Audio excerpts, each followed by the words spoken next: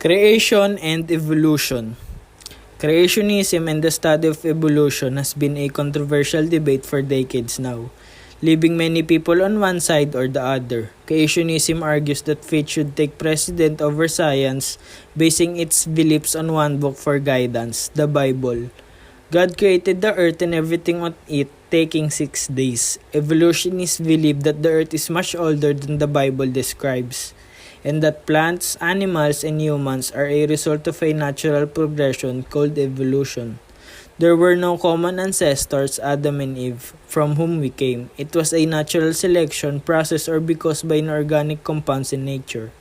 For many people in the scientific world, it is hard to take a final stance on this issue, since there is evidence of evolution. But that is where faith in God and what God has done comes into effect. According to a great medieval philosopher, Moses Maimonides, conflicts between science and the Bible arise from either a lack of scientific knowledge or a defective understanding of the Bible. The beginning of the earth, along with the birth of humans, is one of the biggest and most contentious issues among creationists and evolutionists. Scientific theory holds the opinion that the universe is eternal, while the Bible states that there is a beginning. It has been proven that there was an official beginning. The question that arises is when that exact beginning took place, a time where there was neither time, nor space, nor matter. Christianity uses Old Testament to describe the beginning of life. In the span of 6 days, God created the heavens, the earth, the sun, moon, water, animals, and ended with finale of human beings. Evolution is defined as the development by natural causes of all organisms, those today and those yesterday, from other forms, probably ultimately much simpler, and originally perhaps from non-living substances.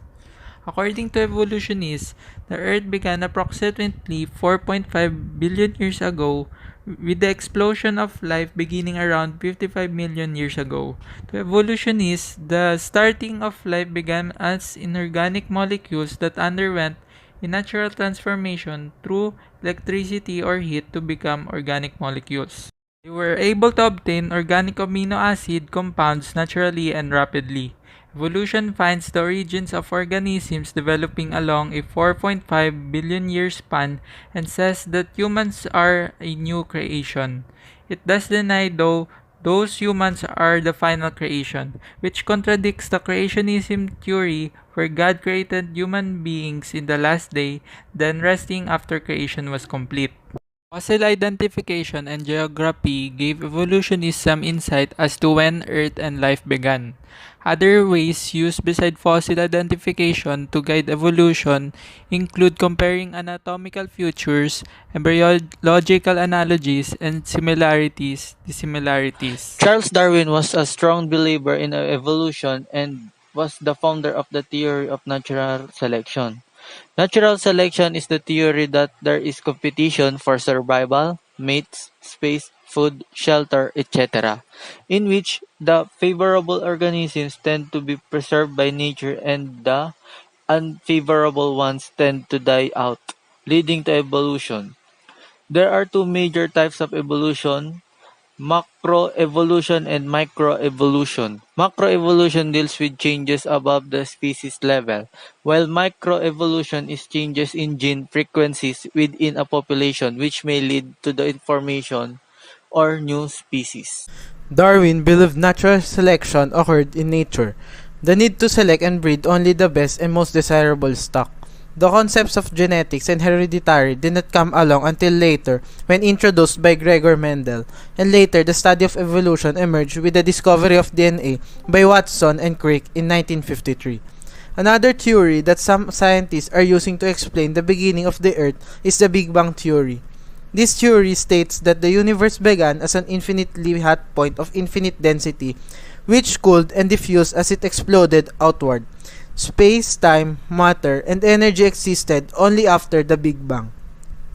The reason for this theory is based on our knowledge of how the universe is based on the analysis of electromagnetic radiation, providing data that shows the universe is expanding. Two astronomers, Arno Penzias and Robert Wilson, detected cosmic microwave background radiation in the ground, which is later the primeval light and heat from the Big Bang. This heat and light provide the formula for the start of life. We agree with both arguments to a certain degree. As a scientist, it is hard to discard tangible evidence that shows life has evolved across species. Yet, as a Christian, my life is centered on faith in God. We believe that God created life, but we believe God did it in a way that uses evolution.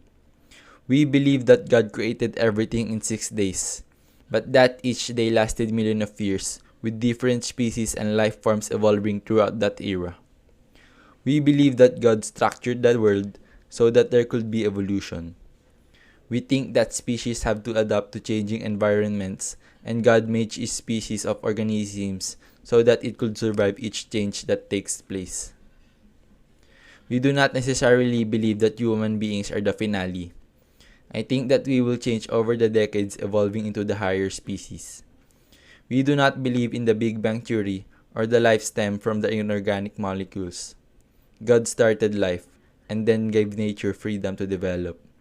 If God did not like the outcome, it was destroyed by the means of a natural disaster, such as the asteroid ending the life of the dinosaurs, or by the Noah's flood. If it was good, then things stayed, and life continued.